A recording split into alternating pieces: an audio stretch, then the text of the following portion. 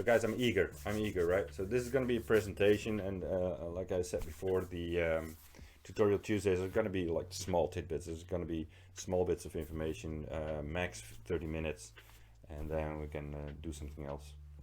You need to get a resin print soon. Yes, you need. But let's go in, right? Are you ready?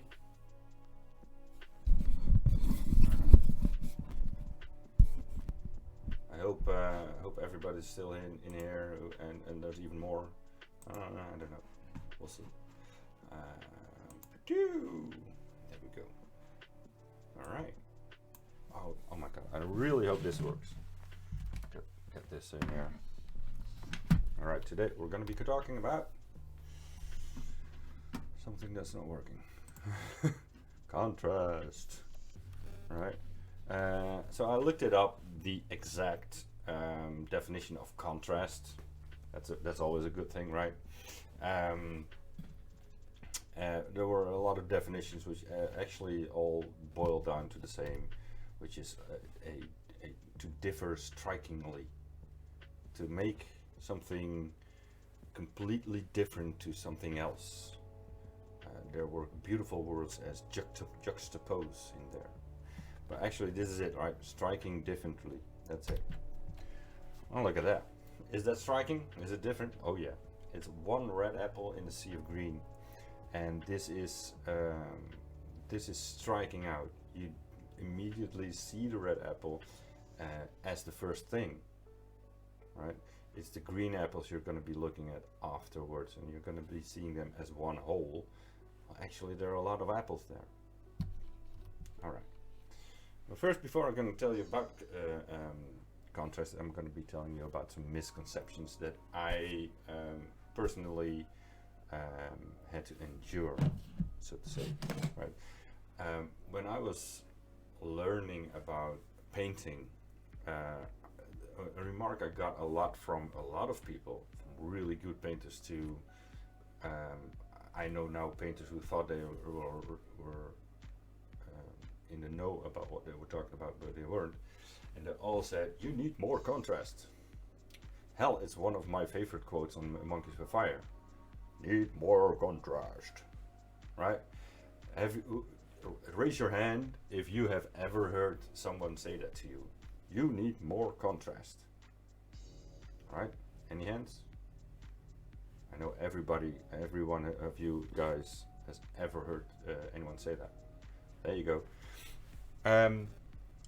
But at a certain point, I started to question, but what are you talking about? What do you exactly mean? I know that contrast is something that is strikingly different, but what do you mean when I need more contrast? And if I was, yeah, Dave's right. So either they were talking about making more shadows, which is not contrast. It could be a part of contrast, but it's not. Shadows in itself is not contrast. Or they were talking about me being cleaner in my painting, but that's not contrast either. It's just being tighter, neater, making less mistakes. This is also where the misconception comes from of contrast paints, because what they only do is they put on one color, and because it's combining with a lot of pigment in some spots and less pigment in other spots, it's creating a light and dark contrast. And yes, it is a contrast. The thing is, there's more than light and dark to contrast. Right. There's also the misconception of being, I don't know why I put this. This is actually one of my own models, and I still keep this as a testament to failure. Right, it's good to fail, and it's also not about being striking in your color use. Bam! It's got to be in your face.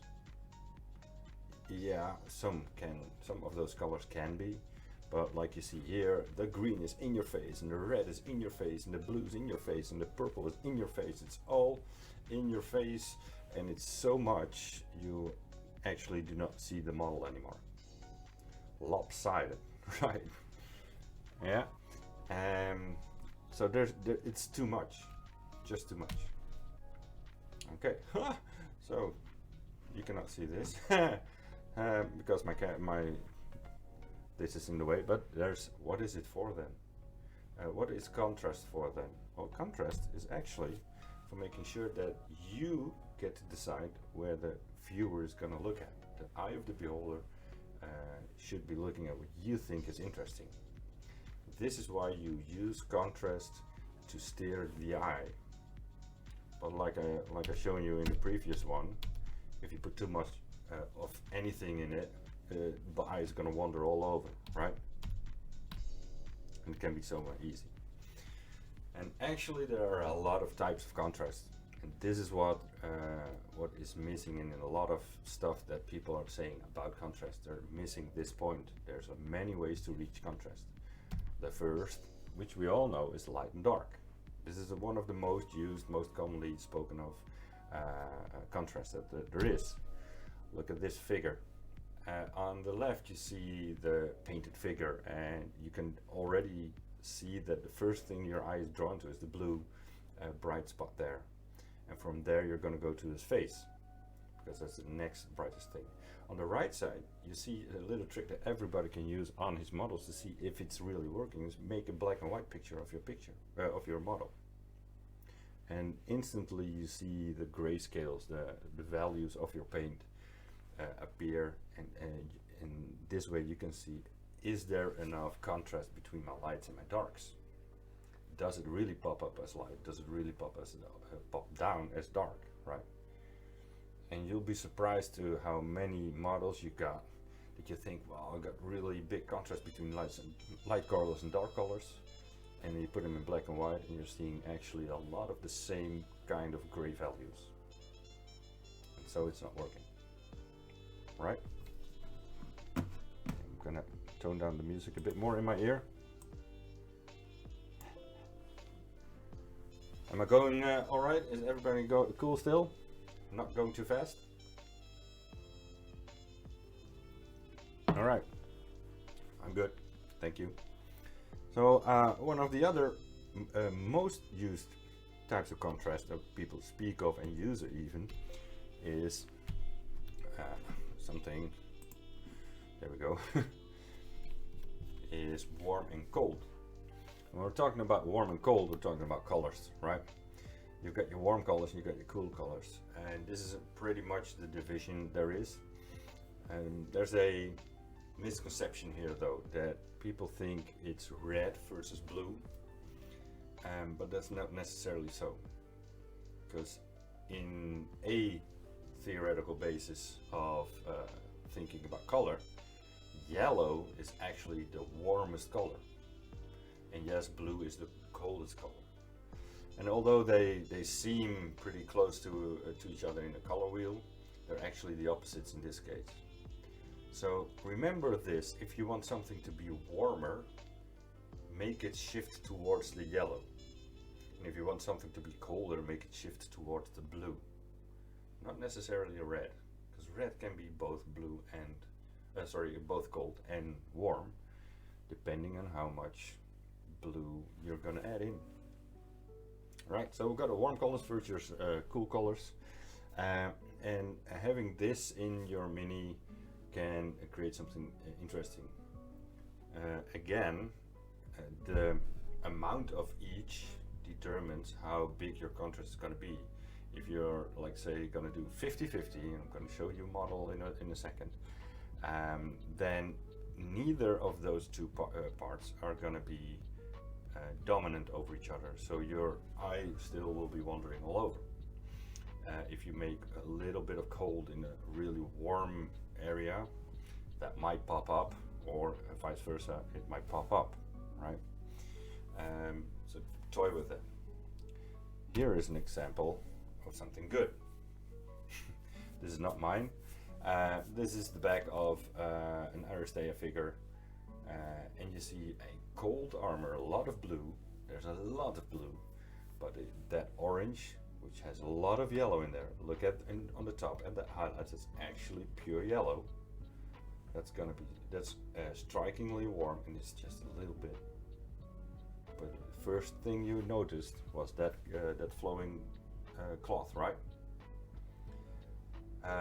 This is very, very, you know, blue and or cold and warm, and nothing much else.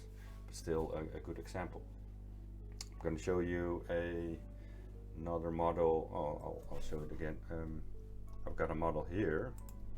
Switch over for a sec. No, not that one. This is something from Raging Heroes I did a while back.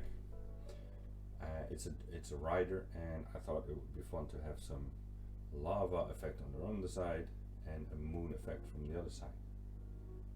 And although it was fun to do, this is an example of cold versus warm, because like, take this spot here, this is warm against cold, and instantly this piece gets volume, gets definition, gets meaning in the piece, right? And this is the thing, if you place them next to each other, if you place them close enough to each other, they get meaning, right? This piece in the end, well, it was just too bland. It's too much red, too much blue, and that's it, but not bad, right? Any questions so far? No.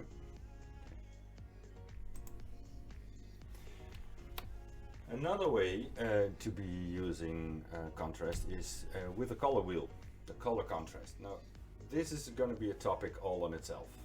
I'm going to do that one day, but just to give you a small hint, using colors in your figure that are contrasting to each other can make a great contrast.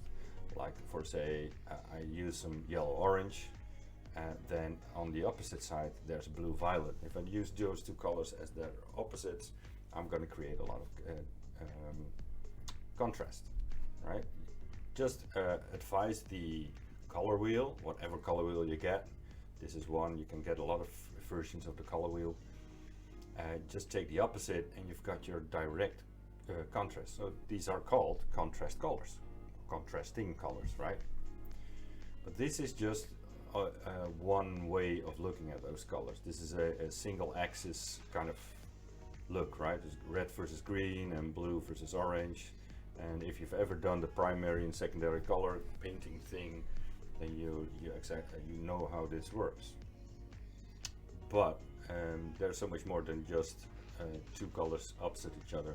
You can create triangular settings, you can create rectangular settings, etc, etc. There's a lot of them, and if you study them already, then you can toy with that. And these make contrasting and also affirming colors, right? Colors that enhance each other. But like I said, this isn't a topic all on its own, which I might do in the future, but not just right now. All right, another one is texture and plane. This one is something that not a lot of people think of. The surface of a certain part could be contrasting with something else just because it has a texture in it, or it just doesn't have a texture in it. And to show you this, this is my Jessica Thunderhawk model, and what I want to show you here is, for instance, the smoothness of the metal in here, and like these parts, and the shininess versus the feathery texture of the bird.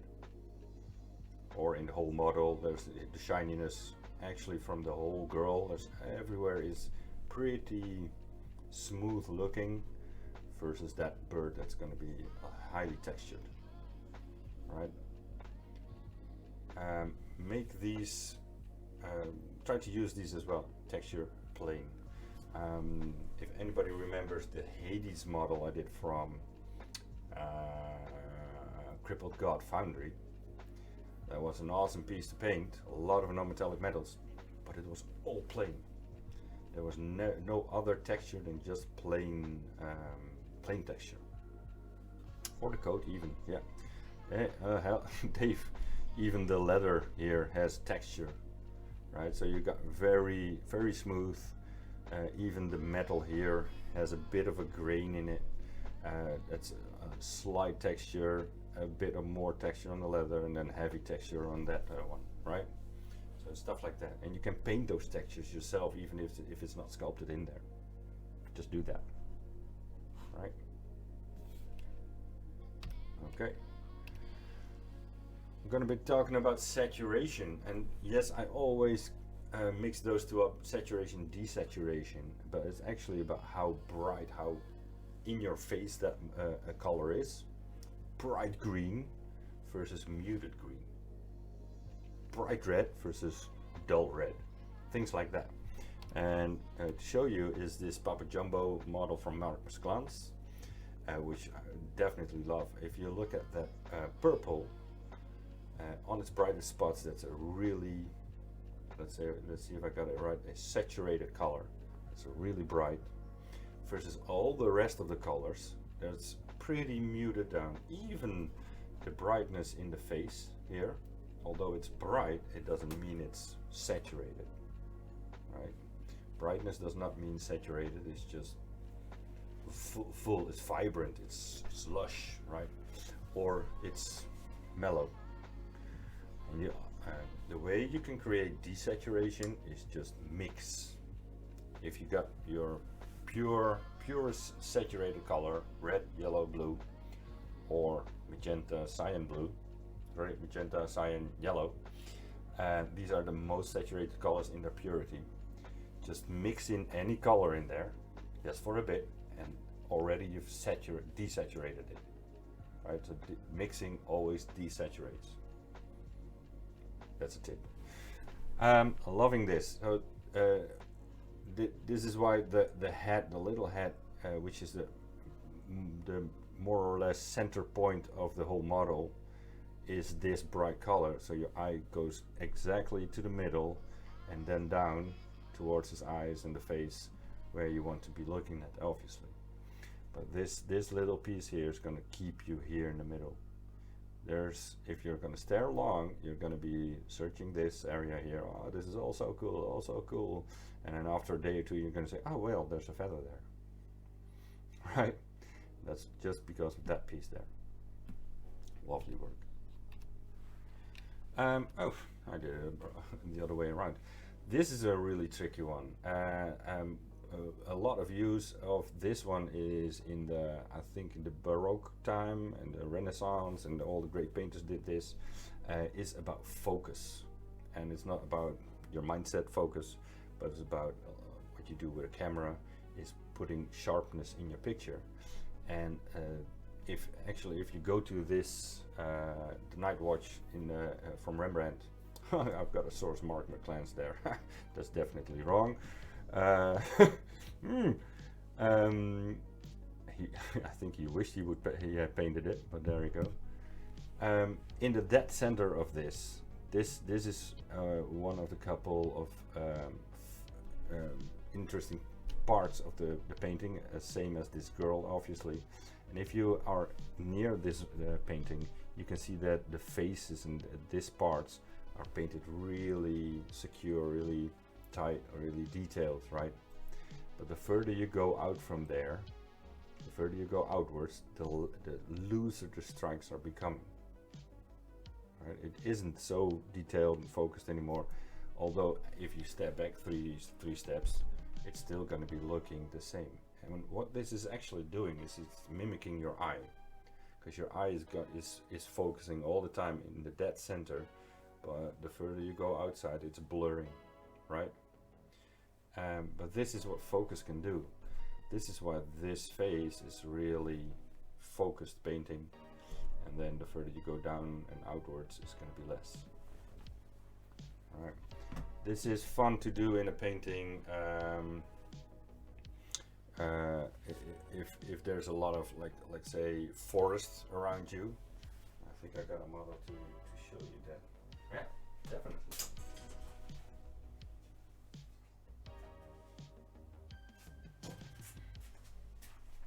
Switching. There we go. This is an oldie, 2014, and this is Little Red Riding Hood in a forest. And if you see closely, Little Red Riding Hood has been painted really close, really detailed.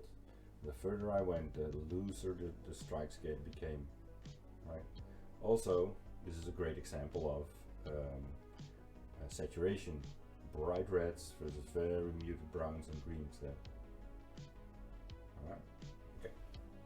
Not a good example. Yep. Are you still enjoyed, guys? Okay. There we go. Now there's a trick at the end of the line, because there's actually a lot more kinds of contrast you can find. Most of them are color-wise. Your focus, Dave. But here's the trick.